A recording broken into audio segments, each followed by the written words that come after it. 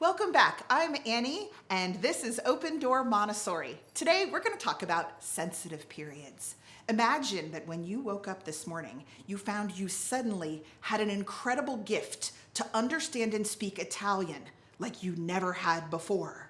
Or you woke up this morning and suddenly you could learn almost effortlessly how to play the violin. This would be amazing, right? You'd want to take advantage of this and do as much of this as you could. It's like supercharged learning. Well, unfortunately, I hate to break it to you, but adults really don't have this type of supercharged learning anymore.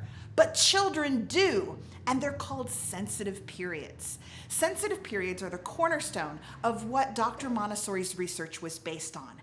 She, by observing children, started to realize that human beings had these times where they could effortlessly pick up certain types of information. Her research was actually based on another scientist who noticed it in animals. Maria, once she tried to apply this theory to humans, started noticing that there were certain times where children could learn language and mathematics and things almost without having to try. Think about as an adult how you learn language. If I wanted to learn Spanish right now, I would have to pay for a Rosetta Stone, probably a private tutor, and I would probably never sound quite as fluent as I wanted. But if you think about children, they pick up their native language with no books, no online courses, no tutors, just from being around the language. When they go through their sensitive period for language, they acquire an entire language just from being in the environment where it is spoken. So, sensitive periods are really cool, right? If you're working with young children, you need to know what they are and when they happen so you can take advantage of them. If you have a child that's showing the signs of going through a sensitive period for mathematics, you know that this is when you want to run with introducing as much math as you can, because not only is the child going to pick it up effortlessly, but they are also going to be very, very focused and interested in learning on it. Let me give you the definition of a sensitive period. A sensitive period is a particular phase in development in which a child will be more open, more willing, interested, motivated, and capable of learning particular skills. They will be motivated by an intense inner drive. Think about when you were a kid and you wanted to learn to go across the monkey bars. You would do it 100, 200 times, every chance you got, because you had this inner drive to acquire the skill. This is what going through a sensitive period feels like. The length and duration of each sensitive period will vary between children. There are what we call the 4 planes of development. This sensitive periods happen during these planes of development. Understanding sensitive periods is very important. It can create teachable, meaningful moments. So let's talk about what these things are and when they happen. From ages 0 to 6 are when you have the most of your sensitive periods. You have one that is a sense of order. You might notice some of those 3-year-olds or near 3-year-olds cruising around a classroom that suddenly seem to turn into little tiny police officers telling everybody where things are and how things should be done. That's because their brain is kicking in that sensitive period for order.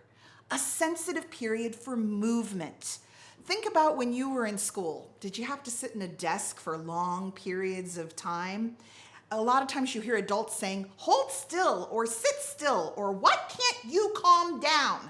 They can't because their brain is in a sensitive period for movement. This is where they're really learning how to control their body and how their body works. And those kiddos gotta move. Refinement of senses. They start to really focus on what they're seeing and hearing and smelling and tasting and feeling.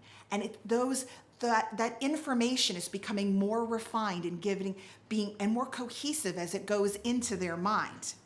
They also are starting to learn meaningful activity. They're not just wandering around the center getting into everything. Instead, they are focused on actually trying to complete a task. And you will see these children, as their focus lengthens, doing certain activities over and over again until they get it perfect.